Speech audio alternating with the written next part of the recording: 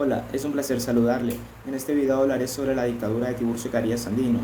Tiburcio Carías Sandino fue un abogado, militar y político. Nació el 15 de marzo de 1876 en Tegucigalpa. Tiburcio Carías, antes de llegar a ser presidente, participó en guerras civiles del país, como en la batalla de Lizapa en 1907, en la cual fue ascendido a general.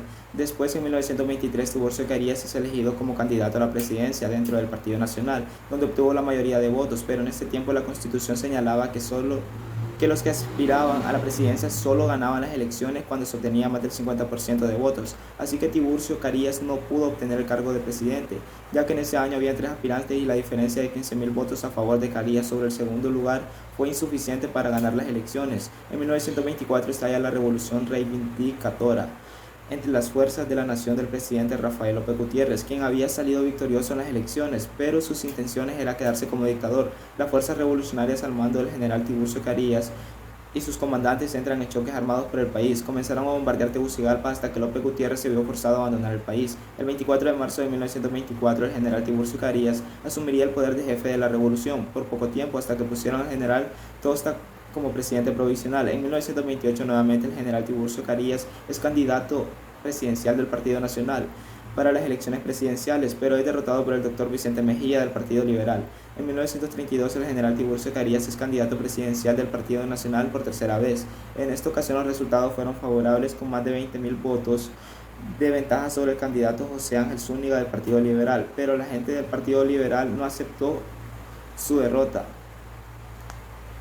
acusando que hubo fraude, y aún estando en funciones el presidente Vicente Mejía y varios comandantes importantes dieron su lealtad al general liberal José María Reina para que éste liderara una rebelión en el país. Se le conoció como la Revuelta de las Traiciones, cuyo único fin era el de evitar de que Tiburcio Carías tomase posesión del cargo presidencial. Cuando Tiburcio Carías Sandino se convierte en el presidente de Honduras, la Constitución señalaba que solo 4 años duraba el periodo presidencial, pero se creó una Asamblea Nacional que amplió 6 años el periodo presidencial, y así el gobierno de Carías sería hasta 1943, pero en 1940 también se creó una reforma que le sumó 6 años más al periodo, y de esta manera el general Tiburcio Carías estuviera en la presidencia hasta 1949, y así es como tuvo el gobierno más largo de la historia de Honduras. Durante los años del Cariato, Honduras dependía de la compañía bananeras.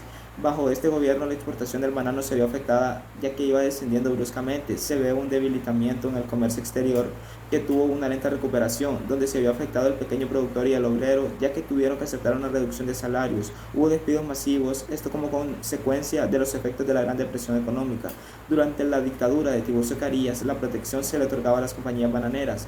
Esto hizo que el gobierno de Honduras tuviera una relación muy buena con Estados Unidos. Por su parte, las compañías bananeras correspondieron a la lealtad de Carías con préstamos frecuentes que eran utilizados para hacer frente a la consecuencia de la crisis económica. A cambio, estas compañías reciben un régimen de Carías, como ser derecho de libre importación, transferencia entre ellos de artículos y equipos, así como garantías de excepción contra impuestos futuros. Se expande el capital norteamericano, como ser la creación de la estructura jurídica social que liberó a las compañías de pagos fiscales correspondientes, la exoneró de la construcción de un ferrocarril nacional. Asimismo, le permitió el uso irracional de los recursos naturales, sobre todo la superexplotación de la mano de obra hondureña, a la cual no pudieron oponerse porque el régimen creó medidas contra la organización sindical. El general Tiburcio Carías Sandino solucionó los alzamientos militares en Honduras, otorgando cierta autonomía a los líderes regionales llamados comandantes de armas, y estos empezaron a sentir comodidad con permanencia de Carías en el poder, ya que las acciones para enriquecerse y presumir de su poder eran toleradas, siempre y cuando no atentaran contra la dictadura. Durante la Segunda Guerra Mundial, el presidente Tiburcio Carías declaró la guerra a Japón el 8 de diciembre de 1941, a Italia y Alemania 4 días después, convirtiéndose así, junto a Brasil y México, en los únicos países latinoamericanos que combatieron en la Segunda Guerra Mundial. Las personas que vivían en Honduras de Alemania fueron deportadas y sus propiedades fueron confiscadas y compradas a bajos precios por personas afines a la dictadura carista. Esto puede resumirse en las palabras encierro, destierro y entierro. También durante la dictadura el general Carías se hizo una reconstrucción nacional, donde se realizan una gran cantidad de obras materiales, como ser de infraestructura y edificios. Entre las primeras están los acueductos y alcantarillado moderno de Tegucigalpa, adoquinamiento de calles, construcción de carreteras, puentes, plantas eléctricas, aeropuertos, aeródromos, estación aérea, campos de emergencia, muros de sostenimiento, la red vial panamericana, etc. Los principales edificaciones fueron el Estadio Nacional, el edificio para la Escuela Militar de Aviación, las escuelas primarias, Centro de Enseñanza Agrícola, de Artes y Oficios, Centro de Recreación como ser el Parque de la Concordia, las Naciones Unidas y el Monumento a la Paz, y también centros correccionales como la Penitenciaría Central para Adultos y centros correccionales de menores.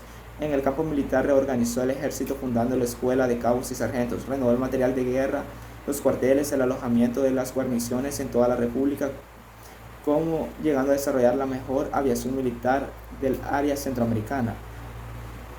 Reorganizó el ramo de guerra para el mantenimiento del orden público. Tiburcio Carías fue el fundador supremo de nuestras Fuerzas Armadas y de aviación militar. Su obra más trascendental fue la conquista e implementación definitiva de la paz pública, o sea, el cese de las guerras civiles.